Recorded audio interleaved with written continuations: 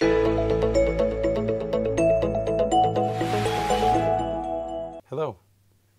The Torah is the revealed infinite will of Hashem.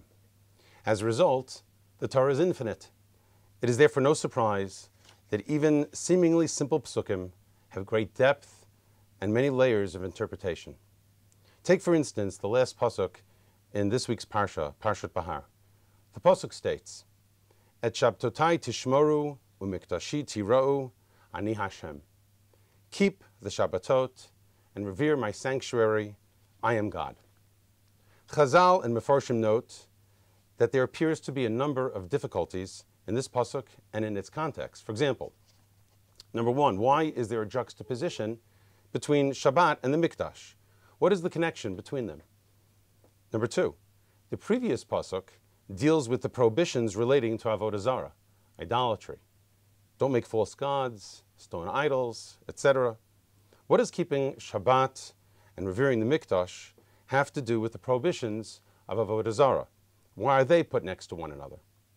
And thirdly, and lastly, all of these laws, keeping Shabbat, revering the Mikdash, and refraining from idol worship, come right after a major discussion in our parsha of Shemitah and Yovel. Why are they put next to one another? What is the connection between them and Yovel and Shemitah? There are many answers found in Chazal and in Mefarshim. I would like to share two of the answers with you. One answer is provided by the Or HaChaim HaKadosh. He explains that there are many layers of teaching here. Shabbat is placed next to idolatry in order to emphasize that as scandalous as idolatry is, that is how admirable and commendable, in contrast, keeping Shabbat is. As well, says the Or HaChaim, Shabbat also refers to Shemitah, and this is placed next to the revering of the Mikdash to teach us that the existence of the Beit HaMikdash depends on keeping the laws of Shemitah. Indeed, says the Or HaChaim, quoting the Mishnah in Perkei Avos, in Parakeh, Mishnah Ches, the Beit HaMikdash was destroyed because we were not careful in keeping the laws of Shemitah. While this approach of the Or HaChaim does answer all of our earlier questions, it does so at a multi-layered level. However, there is another approach that seems to connect all the ideas of the parsha together in one fluid and holistic fashion. According to the Medrash Haggadol, the last two psukim in our parsha refer to one who is sold to a non-Jew.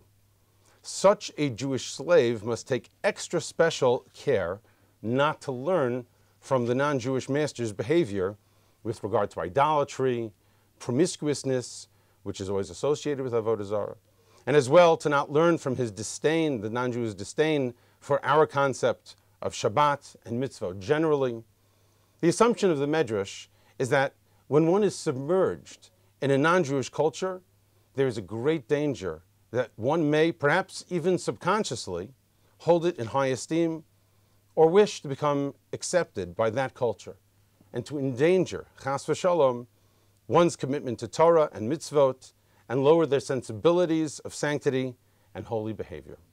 Hashem encourages us to be strong, says the Or HaChaim.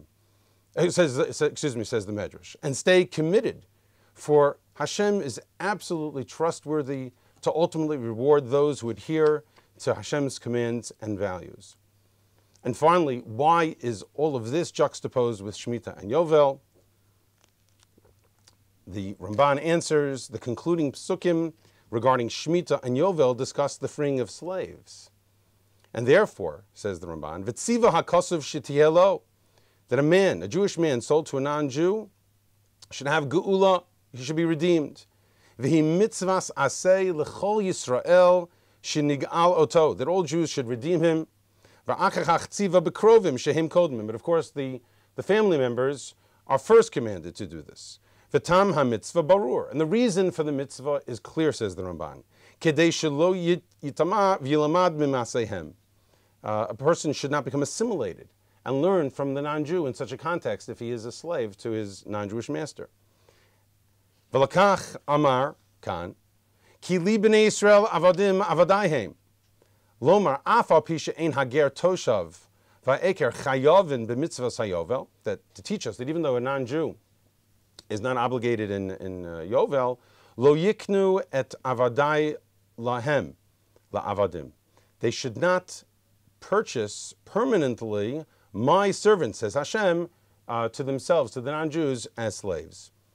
And if for some reason the Jewish person who is a slave to a non-Jew is not redeemed by other Jews, then he must be let go by the non-Jew in Yovel, as the pasuk says, "V'im lo yigael ba'ela v'yatsa b'shnat hayovel hu uvanav imo."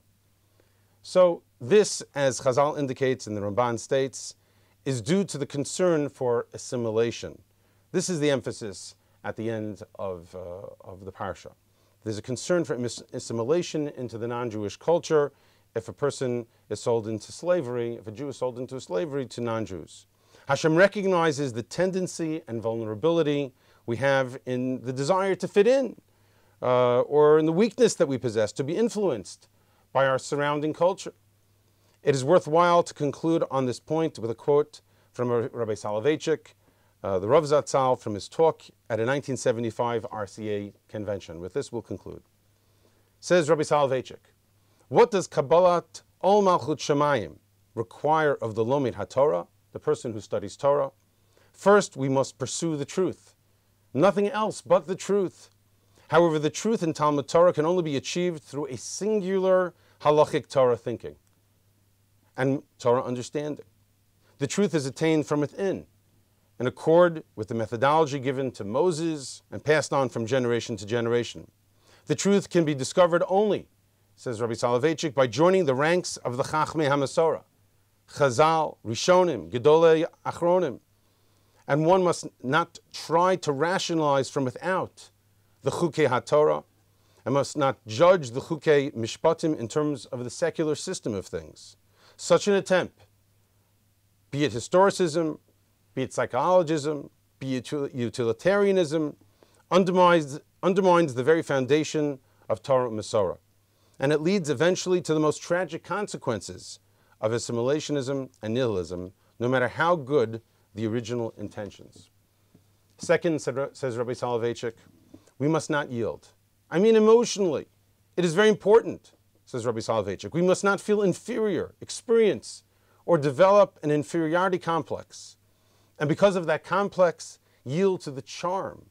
Usually it is a transient and passing charm of modern political and ideological svaros, logic.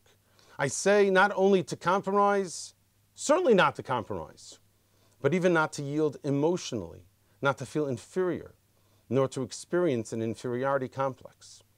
Says Rabbi Soloveitchik, the thought should never occur that it is important to cooperate just a little bit with the modern trend or with the secular modern philosophy.